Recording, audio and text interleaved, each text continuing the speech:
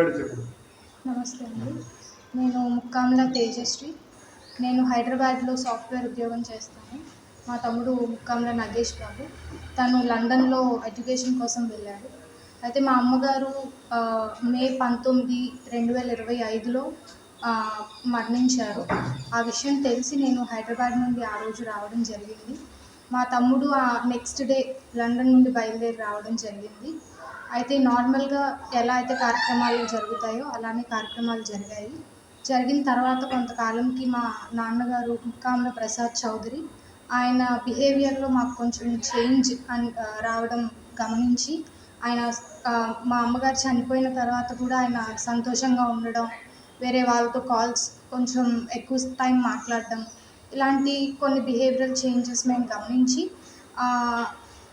ఒకరోజు మా తమ్ముడు మా నాన్నగారి ఫోన్ చెక్ చేయడం జరిగింది. చెక్ చేస్తే ఆ ఫోన్లో మాకు చాలా దారుణమైన నిజాలు బయటపడ్డాయి. ఆకునూరు ఝాన్సీ అండ్ మా నాన్నగారు ఇద్దరు కలిసి మా అమ్మగారిని ఎలా చంపాలి అనే కుట్రకి ప్లాన్ చేసి ఝాన్సీ చెప్పే ఇన్స్ట్రక్షన్స్పై ఎలా చంపాలో అలా చేశాడు. సో ఆ తర్వాత మాకు అర్థమైంది ఇది న్యాచురల్ డెత్ కాదు, చాలా దారుణమైన. ఇప్పుడు వాళ్ళ క్యారెక్టర్ ఏంటి తెలుసా నీకు? కాలికేస్తే ఏలికేస్తారు, ఏలికేస్తే కాలికేస్తారు. వాళ్ళకి ఏదన్నా ఇప్పుడు ఆమె గురించి వాళ్ళ కూతురు గురించి అన్ని గానం చెప్పింది. వాళ్ళ కూతురికి ఏదన్నా అయితే ఆమె ఊరుకుంటుందా? వాళ్ళలో ఒకటైతారు.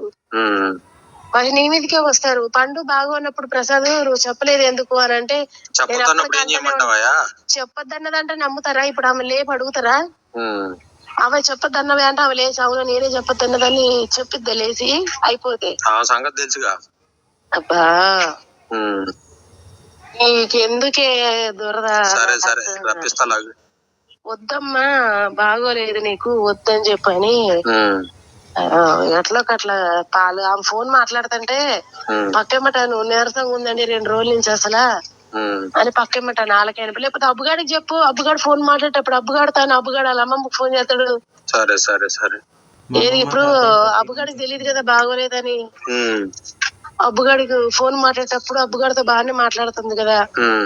ఎట్లున్నావమ్మా ఏంటి అని అంటే లేదురా 2 రోజుల నుంచి బాగోట్లేదు, ఇక అమ్మలేమో అక్కడ ఉన్నారు పిలిపించుకోవే అంటేనేమో వద్దు అంటదిరా. నువ్వు జోక్యం చేసుకొని మాట్లాడు ఫోను. పక్కనే కూర్చొని ఇట్లా అంటుందిరా వీడియో కాలేగా వాడు చేసేది ఫోనా? వీడియో కాలే ఇట్లా అంటుందిరా నీరసంగా ఉందిరా అన్నాం అనుకో అప్పుగాడు చేస్తాడు ఫోను. అమ్మా మా అమ్మకి బాగోలేదంట అమ్మమ్మ వెళ్ళొచ్చు కదా నేను చెప్తున్నాడు ఫోన్ చేస్తాడు. నువ్వు డైరెక్ట్ గా వాళ్ళకి చెప్పకపోయినా వీడికి చెప్పినా ఫోన్ చేశాడు. అది వస్తారు కదా వచ్చినప్పుడు 2 రోజులు నీరసంగా ఉంటది కదా, వచ్చినప్పుడు ఓపెన్ అవ్వు.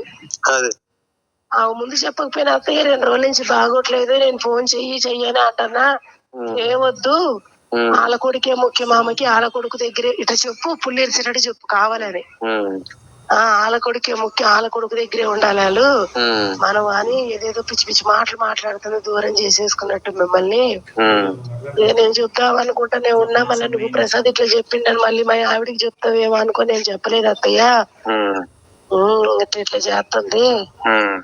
అది ఎందుకు వచ్చిందో మీ ఇద్దరి మధ్యలో తేడా తెలియదు కానీ మరీ ఎక్కువైపోయింది. అది 2 రోజుల నుంచి అయితే బాగోట్లేదయ్యా హాస్పిటల్కి వెళ్దామంటే వద్దు నీరసంగా ఉంది రెస్ట్ తీసుకుంటా అంటుంది కానీ ఏం చెప్పట్లేదు. నువ్వు వెళ్దాము హాస్పిటల్కి ఇవాళ వెళ్దాము అని రెడీ అయ్యి రేపు వెళ్దాము అనింది అనుకో ఇవాళ నైట్ కంప్లీట్ చేసి వెళ్దామన్నాం అత్తయ్య నువ్వేగా రేపు వెళ్దామన్నావు సరే అన్నాను కదా నేను. మరి ఈ లోపు ఆమెకు అట్లయిన సంగతి మనకు తెలియదు కదా అన్నట్టుగా అనొచ్చు. అట్లా ఇవాళ వెళ్దాంలే సాయంత్రం అంటే పగలు చేసేసి లేదు రేపు పొద్దునే వెళ్ళి అపాయింట్మెంట్ తీసుకుంటా అన్నప్పుడు చేసేసి ఏమీ తెలియదంటే ఫైల్ తీసుకుని అపాయింట్మెంట్ కూడా తీసుకొని వచ్చి నీకేం తెలియనట్టుగా తర్వాత జరిగింది.